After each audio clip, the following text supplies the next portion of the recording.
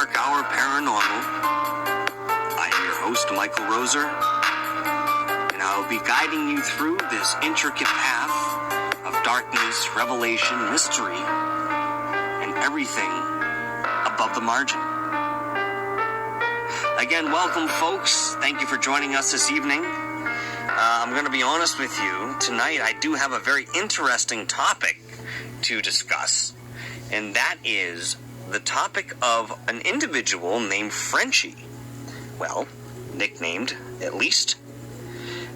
He was an immigrant from Italy, came across the big pond in much earlier times, married a woman named Nancy, and together they were Maurice and Nancy Teradol. Now, I struggle to actually gain the pronunciation of this particular man's last name. I believe it's French, and I am not versed in French, but I'm trying. Teradol. I believe that's how it's pronounced. Otherwise, as I said, he was nicknamed Frenchie. Now, this individual is very interesting in terms of at least the New England area of Northeastern paranormal associations and stories that are entwined, that I believe his story is probably as significant, if not more, than the Amityville Horror, what inspired The Conjuring, at the very least. And there's a reason I'm bringing those two particular investigations up, because Ed and Lorraine Warren had everything to do with the case of Frenchie Teradol. Now, interestingly enough, as time went on, you would expect certain things to cease. You would expect things to run its course, especially when it comes to attachments or certain demonic possessions. And I know that there's not a lot of literature out there in terms of the modern popular age where somebody can reach out and grab something and say, this is definitive. Okay, most of it is derived from religion, most of it is derived from spirituality, and there's a connection in between at some points. Point of the matter here is that this particular individual experienced both ends in the most austere ways that you could possibly imagine. Now, there was a book by Ed Warren I did read back in 2013, I believe it was, called Satan's Harvest. Now, the significant thing to me is that this story took place here in Massachusetts. I'm going to have to look up the exact town, but I can tell you that a little bit later on. The significant thing here is to understand that it did happen in Massachusetts, another one of the tri-state areas, and yet it didn't have anything necessarily to do with the property or the land, but it did happen here. Now, here's the interesting thing about Frenchie. In the book, when it opens up, you read the paragraph. It says, his wife of the farmhouse that they lived in walked into the bathroom and found him spinning in circles, dripping in blood, coating the walls and the floors, and had no idea what to do, so she ran into the next room and called the police. The police showed up very shortly after, very small town community, and they witnessed the exact same thing that she was describing. Now, they couldn't stop him from spinning on the floor, on his side, just spinning around.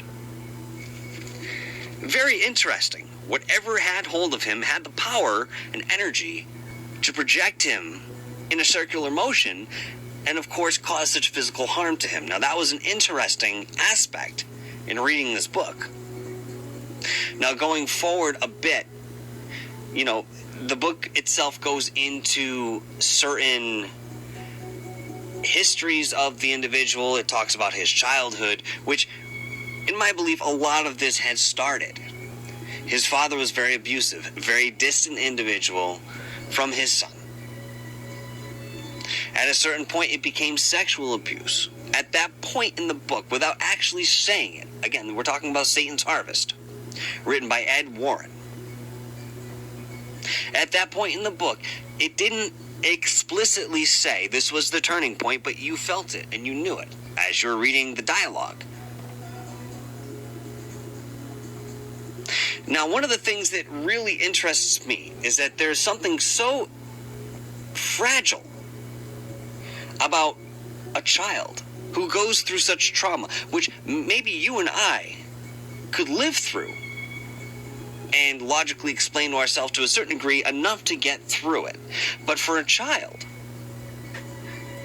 it's impossible. They have nothing to rely on in terms of that emotional support or backing in terms of their memories. So when Maurice was under sexual abuse from his father, and that all played out, something in him changed that was intrinsic. And that's important because it's the basic mechanism and the energy of an individual that changes and is incredibly difficult, if not impossible, to revert to the previous state, even in adulthood. Psychology can attest to this, for many different ways, or many different reasons, I should say. So he went through this, and at that time, Maurice, about 11, 12 years old, was so disenchanted with his life that he, as much as he could in his religious mind, went the opposite direction and declared his allegiance to what he believed the entity called Satan, or the devil.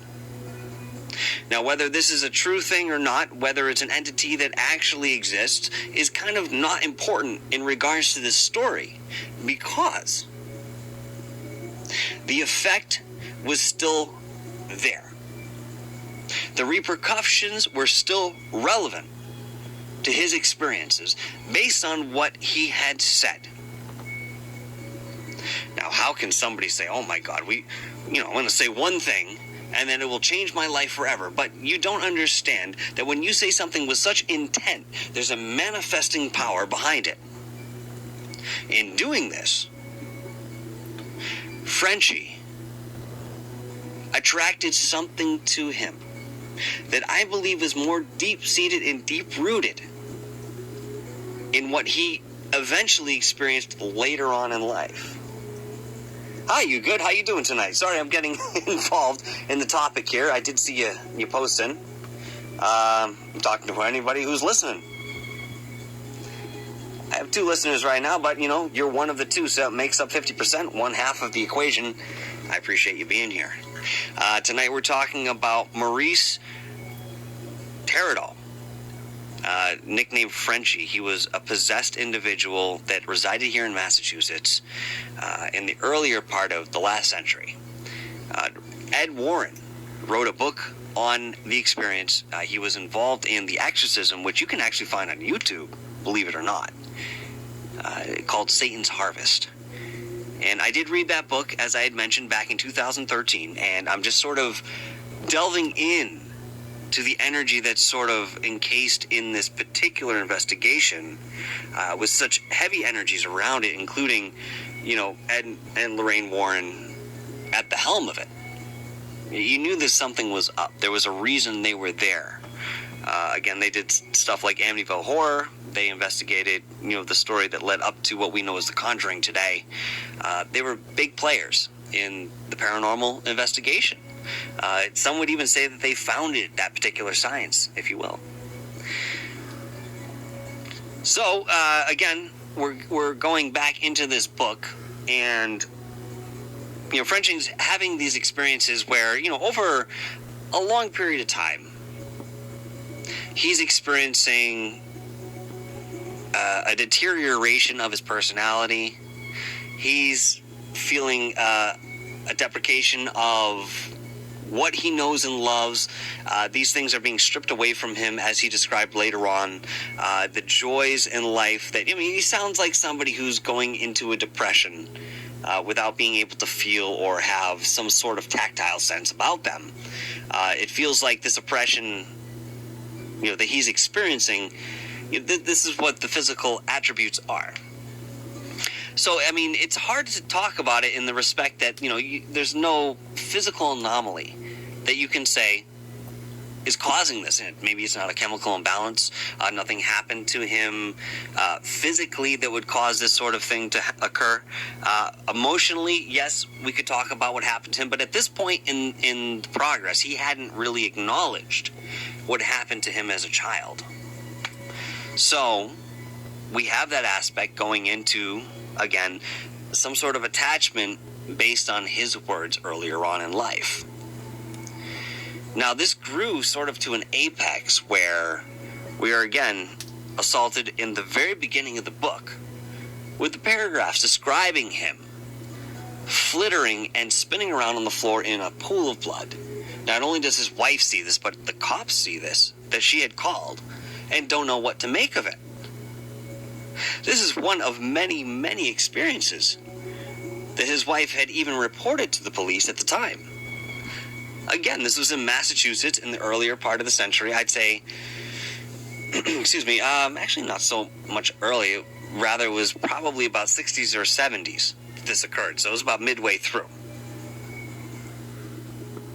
But this is an investigation that many people don't really acknowledge and they don't talk about in the scope of, again, the Amityville Horror or what brought us The Conjuring or any of the other, Annabelle the Doll, any of the other things that the Warrens really brought to us. But this is one of the most prevalent cases of demonic possession on record. And for the love of God, we actually have video.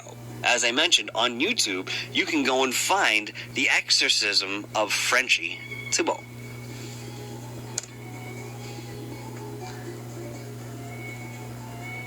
Yes, you can call in. Absolutely.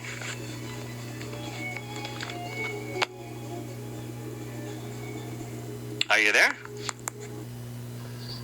Hi. Hello. Welcome to the show. Hey. How you doing this evening? Good. Good. Do you have any experiences to share with us or any thoughts on the topic matter at hand? No. Nothing's crossing your mind? No. Not now. All right. Do you have any questions? No. No. Very good. Just want to tell you I'm the only one here. I'm sorry? Just want to tell you I'm the only one here. Well, thank you. I do appreciate you and enjoying the show, coming in. Are these topics of interest to you that we're discussing? I know I've seen you in other shows that I've done. Kind of. Do you have any experiences with the paranormal or anything like that? You ever experienced anything? No. Not particularly. How about in dreams? Any weird dreams or anything No. like that? No? Well, listen, that's okay. It's not necessarily that everybody has to experience something. You can get into the research end of it. And, you can go scores beyond what people, even who have had experiences, can understand. And that's okay. But I do appreciate your curiosity in this sort of stuff. May I ask, how old are you? 14. Very good. Very good, brother. You get started early, you know what I mean? You start into these concepts. Believe me.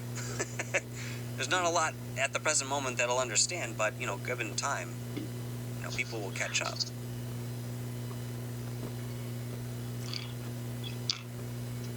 What are you up to this evening? Anything fun and exciting other than listening to my show? Playing game. What are you playing? Break offs. Oh, yeah? How far along? I don't know. You ever play Kingdom Hearts? No. God of War? No. Super Mario Brothers? Kinda. My friend, you got some catching up to do. Listen, if you're a serious gamer, these are some of the games that, you definitely need to play. You will enjoy them to the utmost, I promise. Okay. Pretty good, mate. Well, I appreciate you calling in. I'm going to continue on with the topic here. Again, I appreciate you listening. If you continue to do so, thank you much. And I will definitely talk to you soon. Okay. All right, brother. Have a good night. You too. Cheers, mate. All right. That was you good calling in to say hello, check in. Everything's good, as I had hoped. So we're very quickly going to get back to the subject at hand. Again, this is a book that you can, I believe you can download it at this point. But if not, you can definitely order it off Amazon, and it's a worthwhile book. Now, my personal experience, being a sensitive, clairvoyant, as I have been for as long as I can remember, and believe me, there are other shows covering that aspect. But somebody who's just sitting down and cracking this book, Satan's Harvest, I was absolutely pulled into the dialogue from the very get-go. And it wasn't just the content or the subject matter that really pulled me in. It was the way that it was expressed. Now, about halfway through the book, I am completely hooked, as any good novel will get you. But something didn't feel right for me, right in the chest. It felt bad. So, I had to stagger my reading for about, I'd say, a good quarter of the book, about halfway through. Something didn't feel right about it. I don't know if there was a validity that was coming through for me energetically, or something that was trying to connect in that respect, but at the same time, I did finish it, but it took me a while. Now, anybody else who is out there and listening and reads this book, I would love to hear your feelings as you went through it. That seems to be the most interesting thing for me in regards to my paranormal experiences with this. Now, just to shift focus a little bit for just a moment on the videos that are out there that you can find where Frenchie is being exorcised. Now, in these series of videos, I believe there's maybe 2 or 3 of them, spanning maybe 10, 15 minutes at best. You can see through the exorcism, not only the facial expression change of the individual, known as Frenchie, but you also see cracks in his skin. They come up from the top of his head down into his forehead. They appear out of nowhere. Now, can anybody explain that to me? This was before the advent of Photoshop and other video manipulating programs that are out there today where we can do stuff like this with ease. This was back in, I think it was 1994, using a VHS recorder, and what you see is what you get. I don't understand it. And if these things happen all over the world, as many people report, given different cultures, different extremities that they go to, how much of it is true? Now, my quandary really starts to ramp up when I have heard a renowned spiritualist tell me, she said, there is no such thing as possession. And actually, if you look into someone like Dolores Cannon, you're going to find this particular individual has said the same thing. There's no such thing as individualized possession. You can be influenced, but you will go along with it on a certain level. So nobody can actually be possessed in the way that, for example, Michael Anna Luis was possessed. Or, I know it was just a movie, but The Exorcist, the way they portrayed that individual, again, that was based on Michael Anna Luis, to be possessed. Actually, The Exorcism was based on 2 or 3 different people that had different stories, which either led to their demise or they recovered, but they used that in that movie. I don't know. I think that there can be attachments. I think there can be influences. I think that there is still a driving force that is conscious behind the individual to either allow that into the reality or to allow that on the outskirts or to not accept it at all, depending on the strength of the individual. Now, that's my own personal belief. So, Frenchie was a very, very interesting person to research. Again, looking at this case, it's as big as Amityville Horror. Just not as many people had died. And it didn't happen in the right time. You know, you didn't have a Defoe family, you know, with 5 individuals passing away in one place. You had somebody possessed by what he called the devil. And he would literally bleed from his eyes. I'm not making this up, folks. This is not folklore. This is not urban legend. This is what's been reported to be what happened to this person. Bleed from his eyes, from his nose, from his mouth, with no explanation. And that was just the beginning of his ordeal. I want you to think about that for just a moment. Given everything we know, or we think we know, especially from popular culture, about possession and demonic entities and all that nonsense. Maybe it isn't nonsense.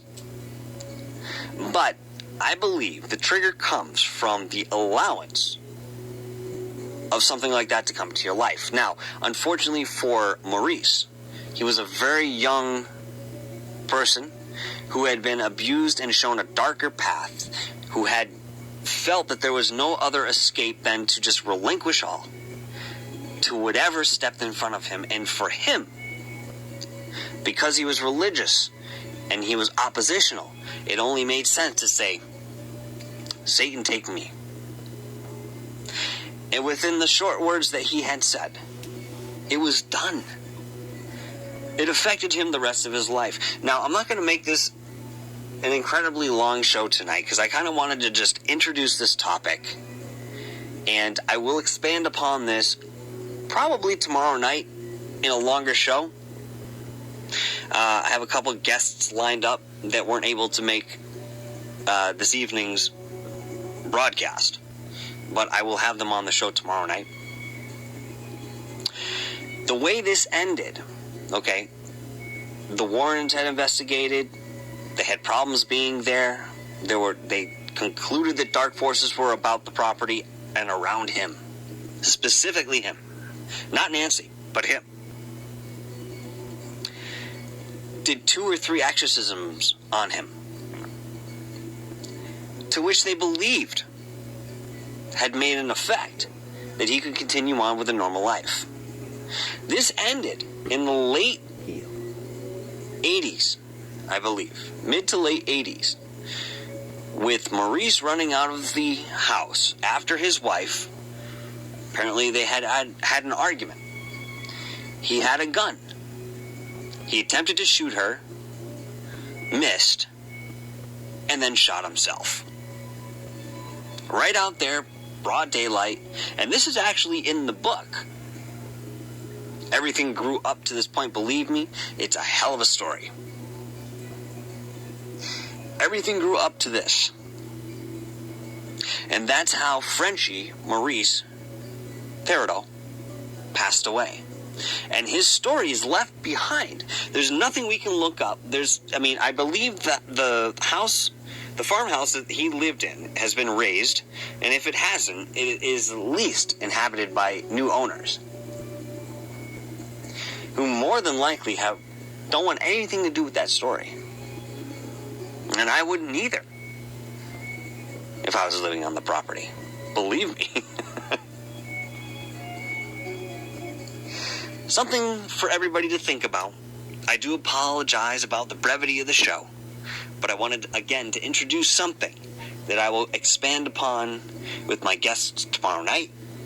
And I do appreciate everybody who joined us tonight Thank you very much. This is Michael Roser signing off for Dark Hour Paranormal. Have yourself an incredibly eerie evening.